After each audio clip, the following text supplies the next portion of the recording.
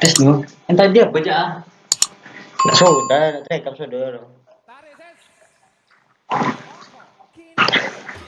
Halo guys, assalamualaikum warahmatullahi wabarakatuh.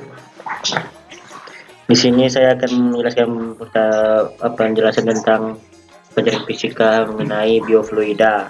Perkenalkan, nama saya Ustama Nuriandi, NIM 2014401019. Fluida. Fluida adalah zat yang dapat mengalir. Kata fluida mencakup zat cair, zat air dan gas karena kedua zat ini dapat mengalir. Sebaliknya, batu dan benda-benda keras atau seluruh zat padat tidak digolongkan ke dalam fluida karena tidak bisa mengalir. Susu, minyak, pelumas, dan air merupakan contoh zat cair. Semua zat cair itu dapat dikelompokkan ke dalam fluida karena sifatnya yang dapat mengalir dari satu tempat ke tempat yang lain. Selain zat cair, zat gas juga termasuk fluida. Zat gas juga dapat mengalir dari satu tempat ke tempat lain. Hembusan angin merupakan contoh udara yang berpindah dari tempat ke tempat lain. Sifat fluida. 1. Massa jenis. Dalam fisika, ukuran kepadatan atau densitas benda homogen disebut massa jenis, yaitu massa persatuan volume. Jadi, massa jenis adalah ukuran massa satuan volume benda. Semakin tinggi massa jenis suatu benda, maka semakin besar pula massa setiap volumenya. Massa jenis rata-rata setiap benda merupakan total massa dibagi dengan total volumenya.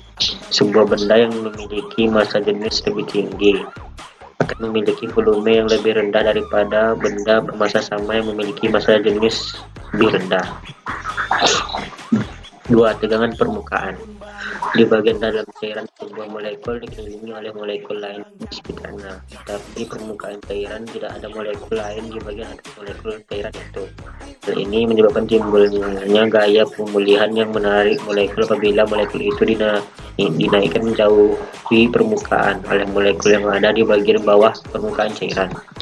3. Kapilaritas. Kapilaritas adalah gejala naik atau turunnya permukaan zat cair pada pipa kapiler. Kapilaritas ini disebabkan oleh adanya interaksi antar molekul zat cair dengan molekul bahan pada dinding celah sempit tersebut. Interaksi ini disebut gaya adhesi dan kohesi. Gaya kohesi adalah tarik-menarik antara molekul-molekul yang sejenis, sedangkan gaya adhesi adalah gaya tarik-menarik antara molekul yang tidak sejenis. Gaya kohesi menyebabkan suatu zat tidak dapat menempel pada zat lain, sedangkan gaya adhesi menyebabkan suatu zat dapat menempel pada zat lain. 4. Viskositas. Viskositas merupakan pengukuran dari ketahanan fluida yang diubah baik dengan tekanan maupun tegangan. Pada masalah sehari-hari, viskositas adalah ketebalan atau pergesekan internal. Oleh karena itu, air yang tipis memiliki viskositas lebih rendah, sedangkan madu yang tebal memiliki viskositas yang lebih tinggi. Sederhananya, semakin rendah viskositas suatu fluida, semakin besar juga pergerakan dari fluida tersebut.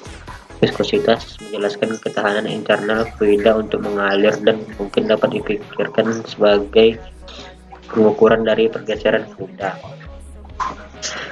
Mekanika fluida. Mekanika fluida adalah subdisiplin dari mekanika kontinum yang mempelajari fluida. Mekanika fluida dapat dibagi menjadi fluida statik dan fluida dinamik. Fluida statik mempelajari fluida pada keadaan diam, sementara fluida dinamis mempelajari fluida yang bergerak. Aliran fluida. 1. Aliran laminar. Aliran dengan fluida yang bergerak dalam lapisan-lapisan atau lamina-lamina dengan satu lapisan meluncur secara lancar.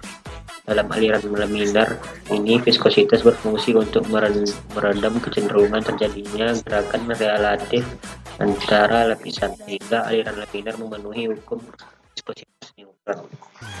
2. Aliran turbulen.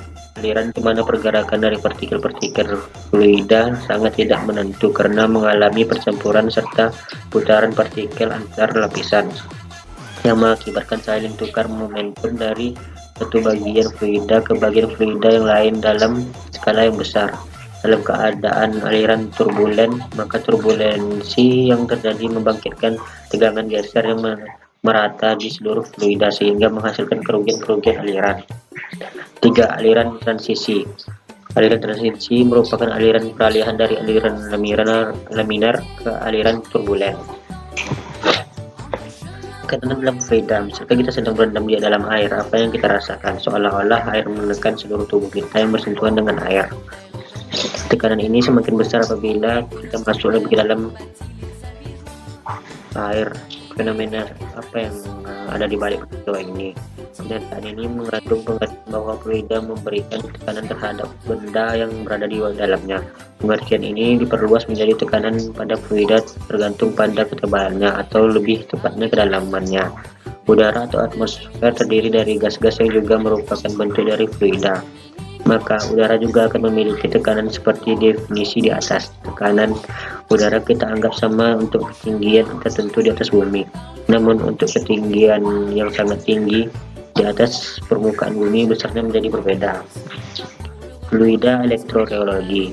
Mungkin yang pertama kali melakukan percobaan pembuatan dan penerapan cairan fluida yang merespon kondisi luarnya adalah Pak Winslow pada tahun 1940. Kenapa saya awali dengan mungkin? Sebab ide atau niatan membuat fluida pintar ini sudah ada sejak 50 tahun yang lalu. Lalu Pak Winslow lah yang berhasil melakukan percobaan pembuatannya. Kebanyakan fluida elektroreologi merupakan dispersi dari partikel dielektrik yang tersuspensi pada non-konduksi liquid atau cairan yang bersifat non-konduksi alias yang mampu antar listrik. Mudahnya, Anda punya partikel dari bahan dielektrik kemudian dicampur dengan cairan tak mampu antar listrik, misal silikon, oil, sehingga sifat campuran seperti suspensi. Itulah fluida elektroreologi. Fluida magnetreologi. Tibalah saatnya kita mengenal fluida pintar jenis kedua, yaitu fluida magnetreologi. Secara umum komposisinya sama dengan fluida bermagnet, yaitu partikel magnet, cairan pembawa, dan surfaktan. Nah, itulah hasil penjelasan tentang biofluida. Sebenarnya itu mempunyai rumus-rumus, tapi saya cuma menjelaskan tentang biofluida inti-intinya yang saya pahami saja. Demikianlah hasil presentasi saya. Saya tutup dengan Assalamualaikum warahmatullahi wabarakatuh. Selesai.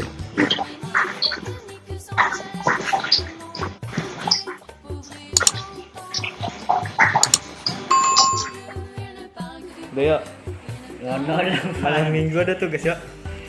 Malam-malam. Anjing. Pikir banget.